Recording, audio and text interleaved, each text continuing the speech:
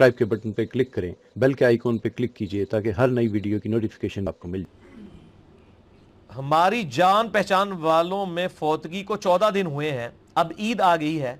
सुनने को मिला है कि जब तक 40 दिन ना हो जाएं वो ईद नहीं मना सकते। क्या ये इस्लामी अकीदा है? ये बिल्कुल गैर इस्लामी अकीदा है मेरे भाई। बुखारी और मुस्लिम की मुत्तफ़क़ुन अलैह हदीस है।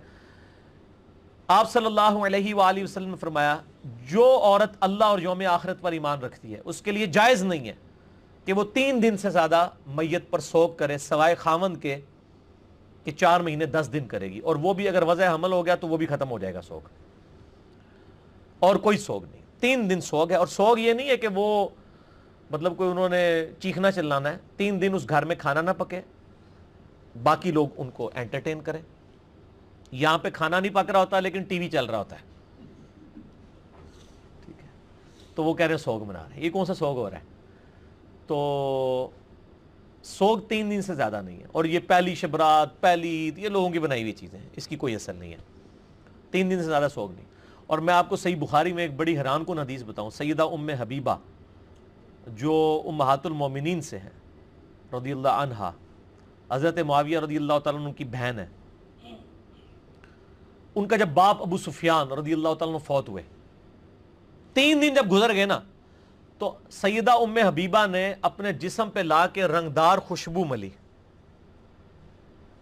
तो औरतों ने कहा, आपका तो बाप फौत हुआ है। उन्होंने कहा, मैंने इसीलिए ये खुशबू मली है ताकि तुम्हें बताऊं कि नबी अलैहिस्सलाम ने फरमाया था, जो औरत अल्लाह और यौम आखिरत पर ईमान रखती है वो 3 दिन से ज्यादा सोग नहीं करेगी किसी के ऊपर। मेरा बाप मरा था, 3 दिन पूरे हुए तो मैंने सोग के खत्म होने का ऐलान किया। ये अक्सर लोग कहते हैं ना कि जी वो अली जानबूझ के इस तरह के काम करता है। ये जानबूझ के इस तरह के काम करना उम्महातुल मोमिनीन की सुन्नत है, ताकि आप जैसे जाहिलों को दीन सिखाया जाए। वरना उनको जरूरत थी कि एक बंदे का बाप मरा हुआ है, जरूरी उसने सबके सामने खुशबू मलनी है रंग वाली, और ऐलान करना है कि हाँ जी गवाह हो जाओ कि 3 दिन पूरे हो गए ने। आज के दौर के लोग तो इसे बदअखलाकी समझेंगे। हमारे माशरे में बदअखलाकी है भी है, लेकिन जब दीन सिखाना होगा ना, तो आपने हर वो काम करना है जिसके जरिए लोगों को दीन सिखाया जाए। तो इसी तरीके से मेरी तरफ से अगर कोई ऐसी बात निकलती है तो मुझे आप इस टाइटल पे समझे कि मैं लोगों को दीन सिखा रहा हूं। तो मेरी बात को उसी पैराए में लेना चाहिए कि मैं जब ये बात करता हूं, एलानिया किसी की गलती हाईलाइट करता हूं किसी मामले में या कोई चीज करता हूं, तो मेरे मनसब और पोस्ट का तकाजा है दावत और तबलीग के हवाले से। हर बंदे का नहीं कि वो ये कर सके, ना हर बंदे की जरूरत है। हो सकता है आज कोई करे तो उसको घर में ही पिटाई हो जाए उसकी। तो 3 दिन से ज्यादा सोग नहीं है। और जो औरत के लिए भी 4 महीने 10 दिन सोग है, वो भी सोग ये नहीं है कि वो मतलब वो रिश्तेदारों से भी पर्दा करना शुरू कर देती है, दामाद से पर्दा करना शुरू कर देती हैं औरतें। भाई जो पर्दा आपका सोग से पहले था वही सोग के बाद है।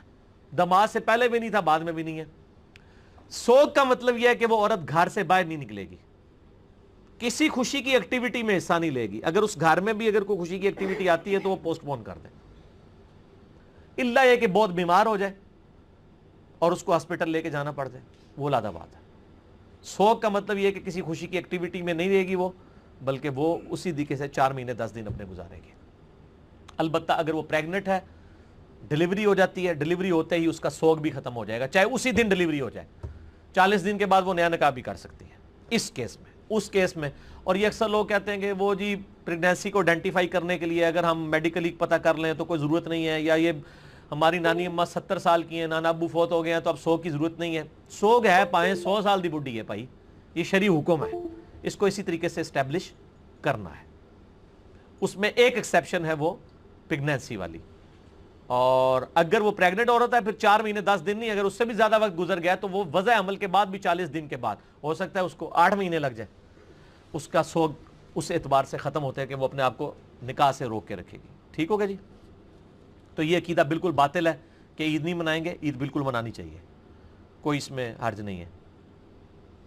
आपसे अक्सर